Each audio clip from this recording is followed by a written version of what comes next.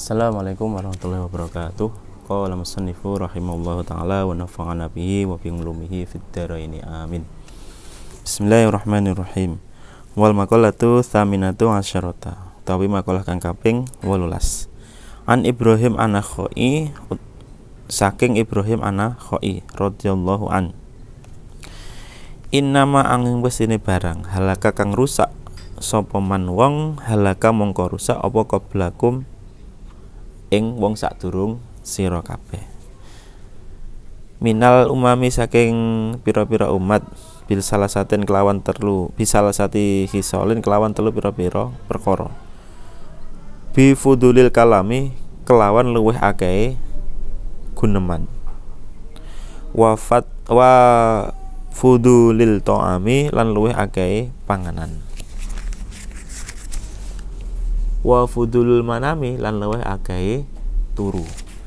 Nah, jadi di makalah ke-18 niki disebutkan dikisahkan dari Ibrahim An-Nakhai bahwa ada 3 hal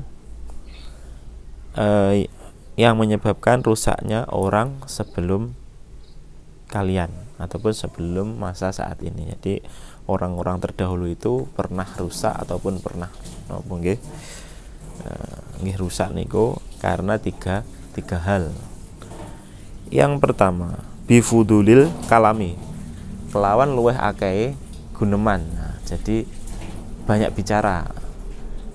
Orang bisa rusak karena banyak bicara. Karena semakin banyak bicara niku kemungkinan untuk lidah kita terpeleset niku semakin banyak.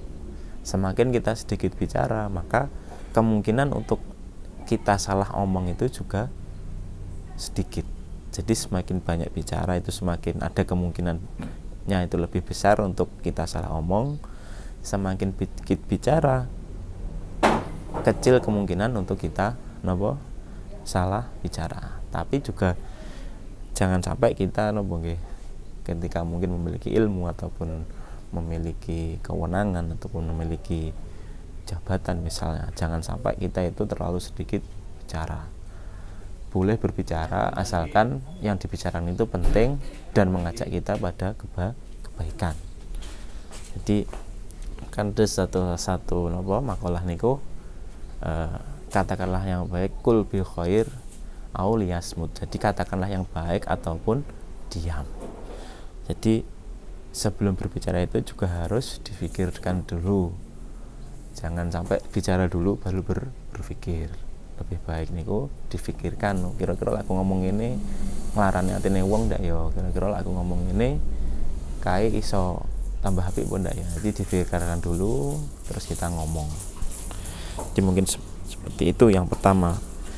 Jadi salah satu sebab rusaknya orang terdahulu itu yang pertama karena banyaknya omong. Yang kedua, wa fudulit to'ami, jadi lebih banyaknya makan. Oke, orang yang banyak makan itu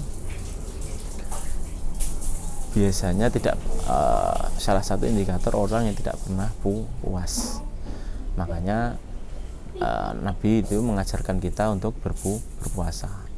Berpuasa itu mungkin yang terlihat dari fisik itu menahan lapar ataupun dahaga. Tapi lebih dari itu, dari puasa kita diajarkan untuk lebih bisa mengendalikan hawa nafsu. Jadi mungkin dengan kita mengurangi makan itu bisa mengendalikan hawa nafsu. Karena makan itu juga termasuk nafsu. Yang ketiga, penyebab rusaknya orang terdahulu adalah wa fudulil manami, lebih banyaknya tidur. Orang yang banyak tidur niku juga kurang baik. Jadi waktunya itu menjadi mungkin kurang bermanfaat, yang mungkin bisa untuk bekerja, bisa untuk belajar, bisa untuk menghidupi keluarga, mencari penghidupan dan lain-lain itu niki dibuat untuk tidur. Biasanya juga orang yang sering tidur niku juga orang yang malas-malasan. Tapi niki wonten salah satu ulama yang yang sangat luar biasa. Memang pemikiran beliau niku juga pemikiran beliau itu selalu out of box, selalu bisa menemukan dalil-dalil untuk kaum minoritas ataupun kaum-kaum yang kurang beruntung ataupun kurang baik. Gus Bahak niku tadi dawuh, wong turu iku sing penting bener niate niku ya nilainya pahala, karena bisa jadi dengan tidur niku juga dia bisa meninggalkan maksiat, bisa meninggalkan gosip misalnya, bisa meninggalkan melihat yang tidak baik ataupun dan lain-lainnya. Tapi intinya jangan sampai kita itu terlalu banyak tidur. Baik, saya ulangi, di makalah ke-18 itu ada disebutkan oleh Ibrahim An-Nakhai radhiyallahu an bahwa ada 3 sebab ataupun 3 faktor yang menyebabkan orang terdahulu itu menjadi rusak. Yang pertama itu karena banyak bicara, yang kedua itu banyak makan, dan yang ketiga itu banyak tidur. Kalau ketiganya ini sebenarnya saling terkait. Orang yang banyak bicara mungkin bisa dia itu maka sering capek, ataupun karena bicara itu juga butuh berpikir nggih. Akhirnya dia itu doyan makan. Orang yang doyan makan biasanya itu mudah untuk ngantuk. Jadi bisa jadi dari 3 perkara niki, 3 faktor niki saling berkesinambungan. Orang yang banyak bicara akan sering makan, orang yang sering makan maka akan gampang mengantuk. Mengantuk niku juga obatnya kan tidur.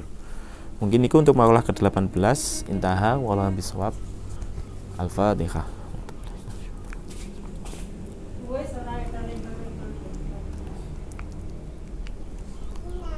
Akhiran, wassalamualaikum warahmatullahi wabarakatuh.